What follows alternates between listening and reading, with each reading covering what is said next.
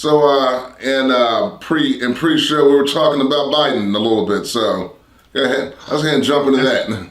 yeah, that's a disaster right there. Uh, He's the he really is the anti-Trump. You yeah, go from super fucking crazy to like super delusional and on the verge of if he doesn't have Alzheimer's, then he's on the verge of it because right, he got that stiff old man white walk, just marching right. along and shit. He's trying to show people how, what kind of vigor he has by, riding a bike and then falling off the fucking thing. Uh, you know. So Right. Well, he wouldn't be the first president to, in fact, actually, the first lady's really running everything. Woodrow Wilson, he had a major stroke. And it comes out later on, the first lady back then was really running everything. Nancy Reagan, that's another one, but, during our time, yeah, because we all know that Ronald Reagan had Alzheimer's disease yeah. people behind the scenes like, yeah, Nancy was really running shit. It was an interesting thing I seen like it was a couple of days ago, and it was an old interview with Gerald Ford, and he was in a classroom, and one of the little girls asked him. She said, "Well, would a woman ever be president?" And he said, "Yeah, I can see that, but it's not going to happen by traditional terms." He says, "What's going to happen is that the president is going to he's going to the guy's going to run for office. He's going to pick a woman as his vice president. He's going Right. to win. He's going to die in office, and she will become president."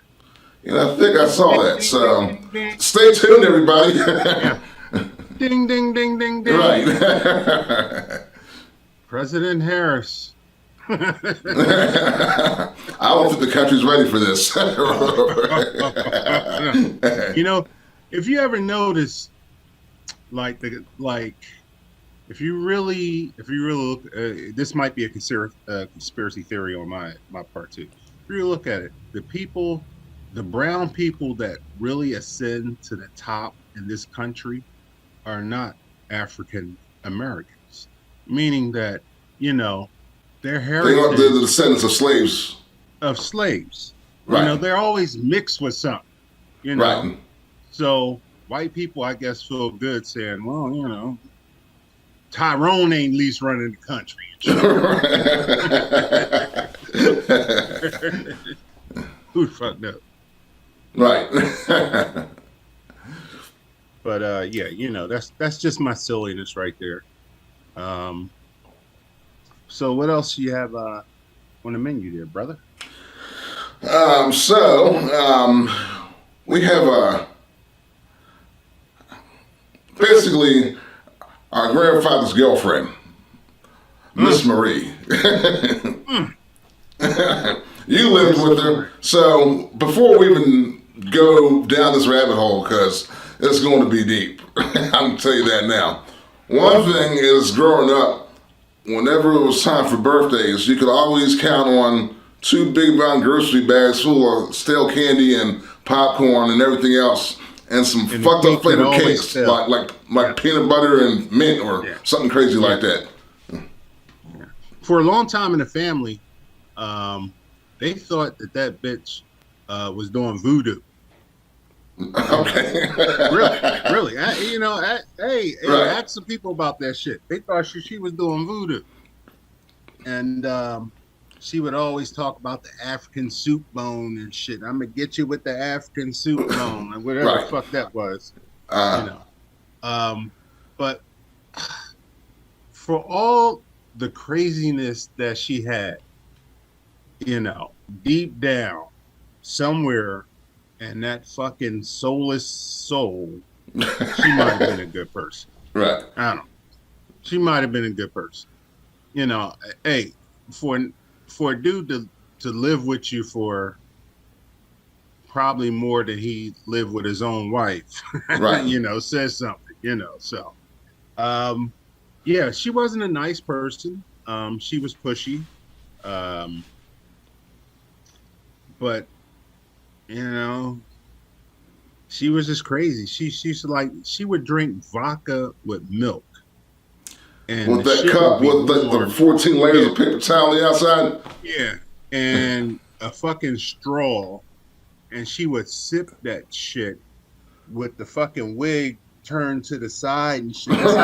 You always knew how drunk she was because the wig started to turn a little bit more and right. a little bit more. So you always knew how drunk she was. And then at some point, our grandfather, he would just lose his shit with her. Right. You know, he would call her every name in the book but a child of God. And they ain't exactly.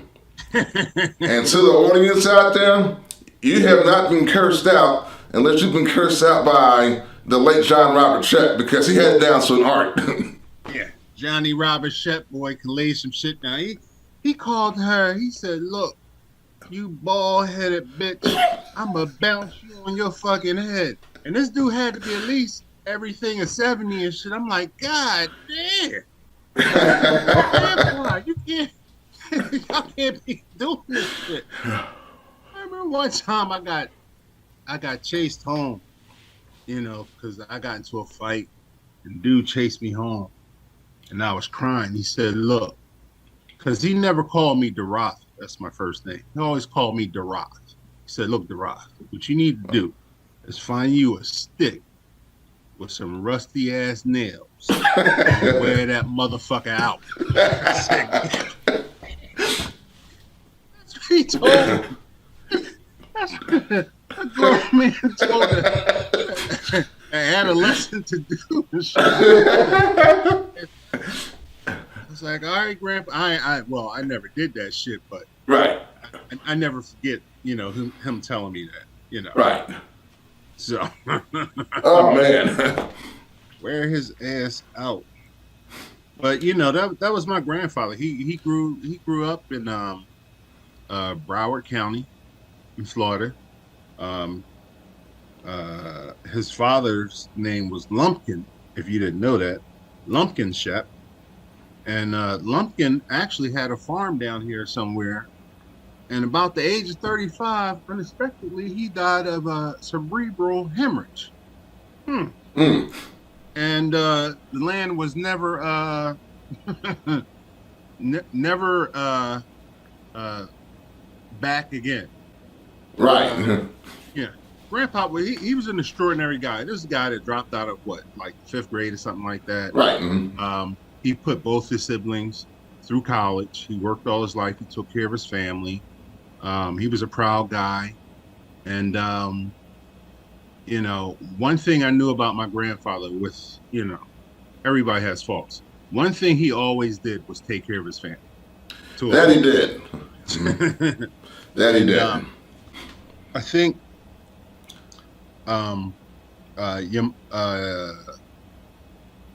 Mother Anita has gotten that from she's gotten that from both sides. She's gotten the best sides of that because, you know, she takes in immigrants, you know. Right, she does, yeah. Taking a stray off the street and don't know nothing, like a pit bull off the chain, but he look hungry. She's like, "Oh, come with me," you know. Right, yeah. That's my mom. And then, you know, come to find out, you know, she probably shouldn't have done that, but you know, that's the type of person she is, and you know, God is going to is blessing her and will bless her for now and here on. So, but yeah, you know, it's I have stories of like you and I growing up. I remember one time you punched me in the nose and shit. We was on we were living in Falls Church and shit. And I don't know what I said, but I grabbed you from behind. I was trying to keep you calm. And you just fucking cocked me in the nose and shit. And I was like, what the fuck? And you don't even remember that shit. No, I don't. Because you wasn't the one that got hit, nigga. Oh, well, I apologize. No, that's cool. It's cool. We just bullshitting around.